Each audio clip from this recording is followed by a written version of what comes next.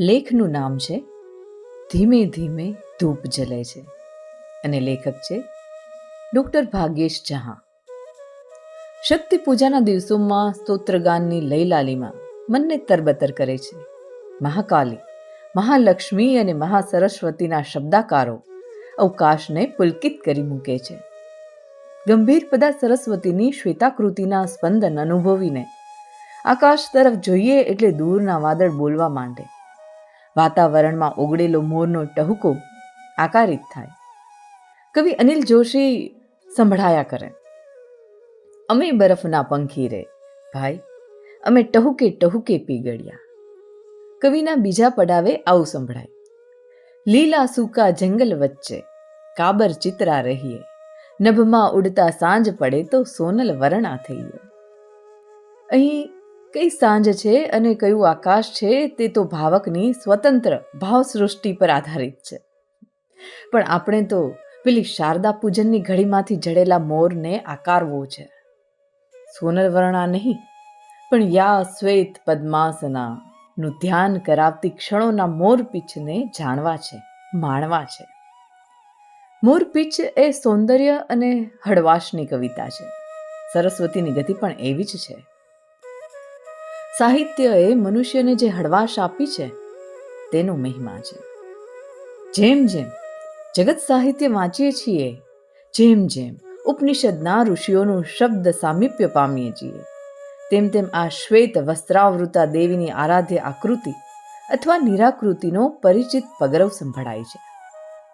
અપરિપક્વ, સ્વાર્થપરાયણ કે લઘુતા ગ્રંથિથી પીડાતા અને અસલામતી અનુભવતા વ્યક્તિઓના વલણો અને વમળોને હડસેલી નિજાનંદ તરફ આગળ વધવાની પ્રેરણા મળે છે. ઇમેન્યુઅલ કાન્ટના એ શબ્દો કેવા ઔષધીય લાગે છે. Enlightenment is man's emergence from his self-incurred immaturity. Immaturity is the inability to use one's own understanding without the guidance of another. This immaturity is self-incurred if its cause is not lack of understanding, but lack of resolution and courage to use it without the guidance of another. The motto of enlightenment is therefore, separate do, have courage, use your own understanding. જાગૃતિ એટલે પોતાની સમજણનો દ્રઢતાથી અને હિંમતથી ઉપયોગ કરવો. બીજાની સમજણના આવરણો આપણી સમજ શક્તિને ના અભડાવે, એ જ પરિપક્વતા. આત્મજાગરણનો આ સાધના પથ છે. ઓળખ કટોકટીના આ સમયમાં સાહિત્ય કેવી અદ્ભુત શાંતિ અને આત્મવિશ્વાસ બક્ષે છે એ તો અનુભવવાની વાત છે. નવરાત્રિ અને દિવાળીના શારદા પૂજનને આ ઓળખના અજવાળા પહેરાવીએ તો પ્રબોધ જોશી યાદ આવે. એ કહે છે, લઈની લીસી ત્વચાને સ્પર્શું ત્યાં લગીના સમયને મારે નામ આપવું બાકી છે. એટલે આ સમયના એક નાનકડા ટાપુમાં બેસી ધ્યાન કરીને અંતતો ગત્વા તો પેલા જાગૃતિના દેશમાં જ જાગવાનું છે, જ્યાં વેણીભાઈ પુરોહિત કહે છે તેમ ધીમો ધીમો ધૂપ જલે છે. મૂળ વાત તો સરહદથી અનહદ સુધી જવાનું મન બનાવી બેઠેલાઓનો મહિમા કરવો છે.